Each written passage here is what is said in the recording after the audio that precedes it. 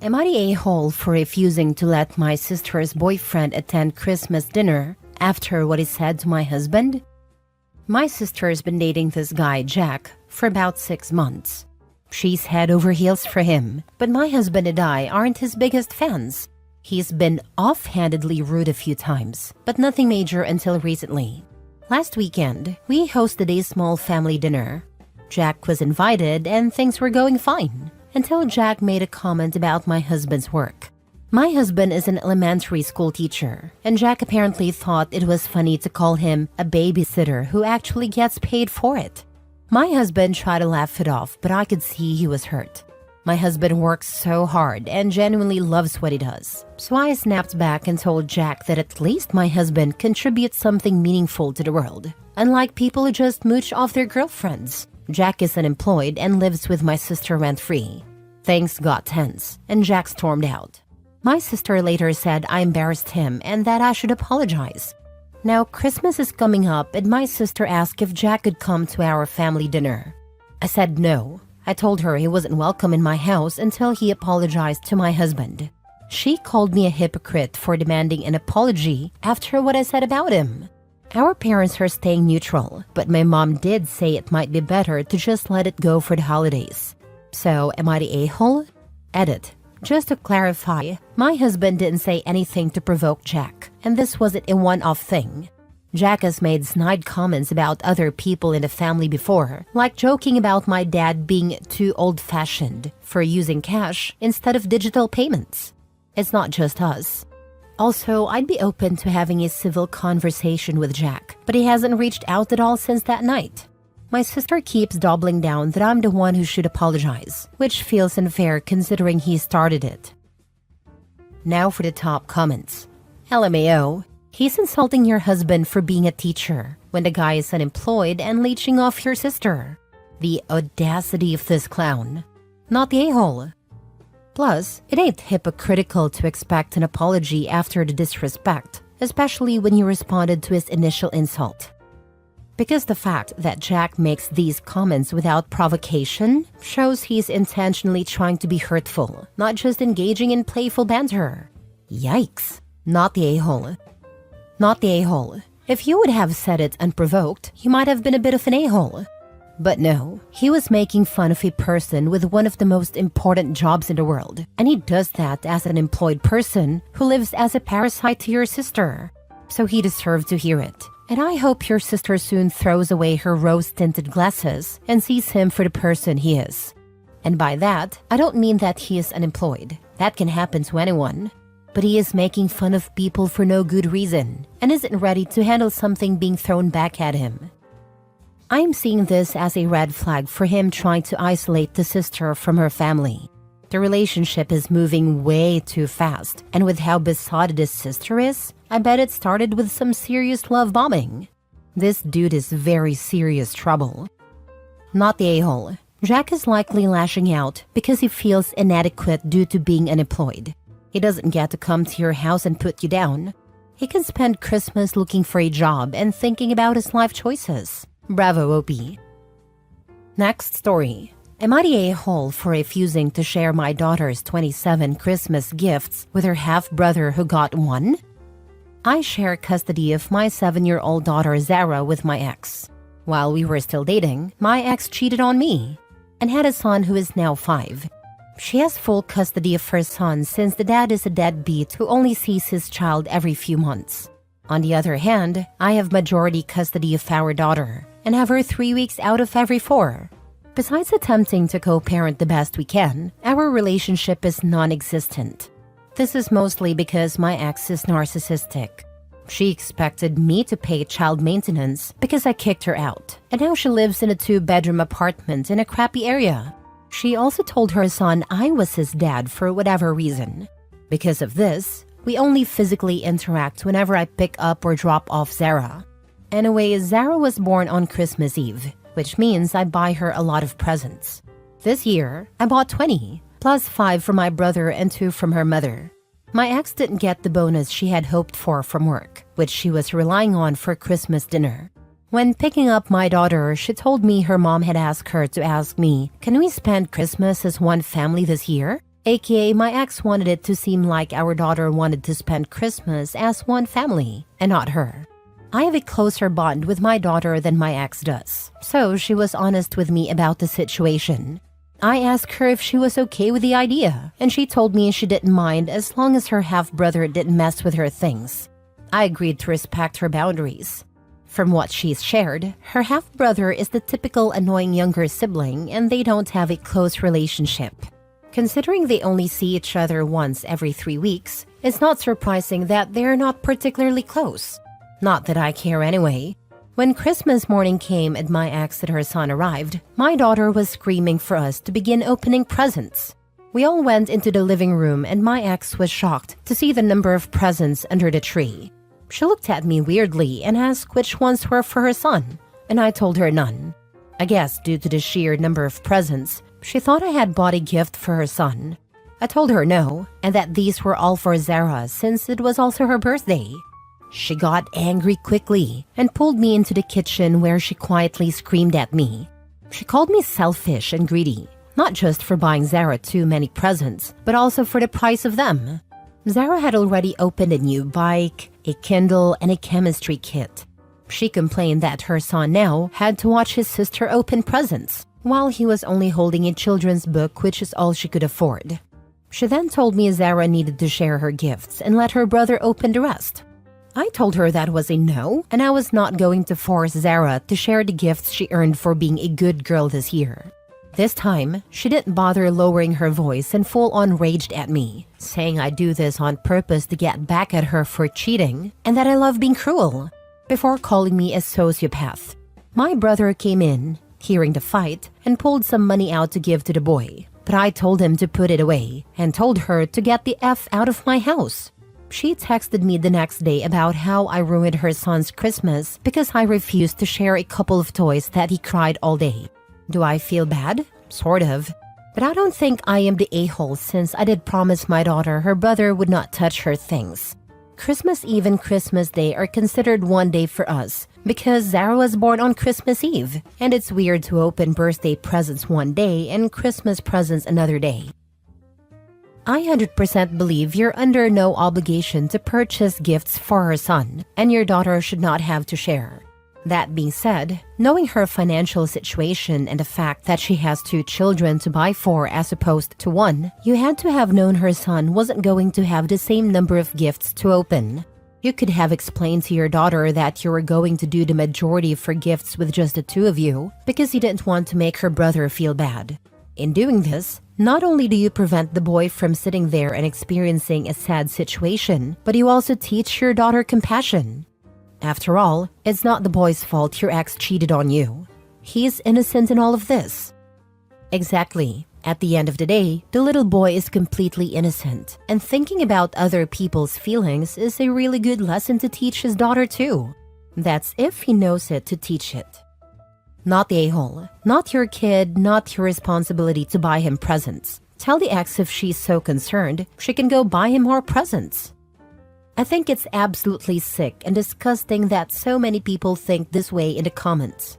I'm not advocating that the dad was obligated to get gifts or share gifts that belong to the daughter, but this should have been way better planned. He allowed a 5-year-old to sit on Christmas morning, watching his sister open nearly 30 gifts while he got a book. I will die on his hill, but nobody with a kind human heart would do that. It's that plain and simple. That was so cruel, and could have avoided by having the daughter open most of the gifts before they arrived. Also, as a parent, he should be teaching his daughter to be a kind and caring person. He isn't. He didn't even teach her to buy her sibling a gift. That is horrendous. The daughter isn't even taught kindness. I think both parents failed this one massively. He could have had his daughter get her brother a Christmas gift and teach her compassion. Instead, he is teaching her that she doesn't have to give a crap about others, and not showing her what basic empathy looks like. She will grow up to be a bad person, just like both her a-hole parents. The world sucks. Next story. Am I the a-hole for refusing to let my brother-in-law move into our guest house after he screwed us over financially? My husband and I have a small guest house on our property that we rent out for extra income. A couple of years ago, my brother-in-law, his brother, approached us asking to borrow $10,000 to cover some debts. He was desperate, and we wanted to help, so we lent him the money with the agreement that he'd pay us back within a year. Fast forward 2 years, and he hasn't paid us a cent. He avoids the topic every time it's brought up, and even had the audacity to take a trip to Cancun recently. My husband and I had an argument about this because I'm angry he's not holding his brother accountable. Now, the tenant in the guest house recently moved out, and my brother-in-law suddenly wants to move in. He claims he's struggling financially and needs a place to stay for a few months. I flat out refused. I don't trust him to pay rent, and honestly, I'm still furious about the $10,000 he hasn't repaid. My husband thinks I'm being too harsh, saying it's family and we should help him out. But I feel like he's taken advantage of us enough already. I told my husband that if he wants his brother to move in, he can either pay us back the $10,000 first or sign an agreement with consequences for not paying rent. My husband says I'm being unreasonable and cold-hearted. Am I the a-hole for refusing to let him move in without clear terms? Edit. For context, the $10,000 wasn't something we had lying around. It came from our savings for a new car and home improvements. We didn't have kids at a time, but now we do, and finances are tighter. My husband keeps brushing it off, saying his brother will figure it out eventually, but I feel like we're just enabling him to keep taking advantage of us. I'm standing my ground, but now I'm wondering if I'm being too rigid about this. Kiss those $10K goodbye, and if you let that mooch move in, it won't be for a few months. You will have a lifelong non-paying tenant. Not the a-hole. Exactly. If he hasn't paid back the $10,000, there's no chance he'll stick to any agreement about rent. Letting him move in would just be asking for some stress and financial losses. Better to cut the losses now. If he couldn't repay $10,000, moving in will just prolong the issue. Telling him no now protects you both financially and emotionally. They say, burn me once, shame on you. Burn me twice, shame on me. I don't know why your husband doesn't take this seriously. $10,000 is nothing to sneeze at. Reading between the lines, your in-laws may have enabled a certain lack of accountability and continue to do so.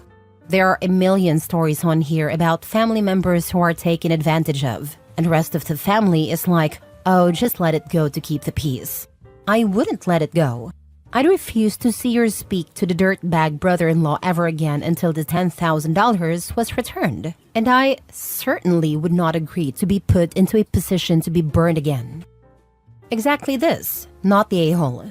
$10,000 is a significant amount of money, and brushing it off for the sake of keeping the peace only enables bad behavior. It's not just about the money, it's about respect, boundaries, and accountability. If the brother-in-law gets away with this now, what's stopping him from doing it again? OP has every right to protect themselves from being taken advantage of further, especially if their husband isn't stepping up to address the situation. Boundaries are essential here, and standing firm is the only way to avoid being burned a second time. My wife, God bless her, only allowed me to make a similar type of mistake once. My brother needed help, and I loaned him $600. Not a lot, but at the time it was 1/3 of my entire savings. Well, he forgot about it. I kind of forgot about it, but my wife didn't. The next time he came by, it was a flat-out nope. Not the a-hole.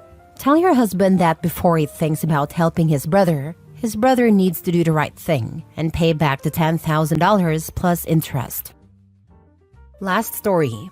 Am I the a-hole for telling my wife I don't want to spend Christmas with her family every year?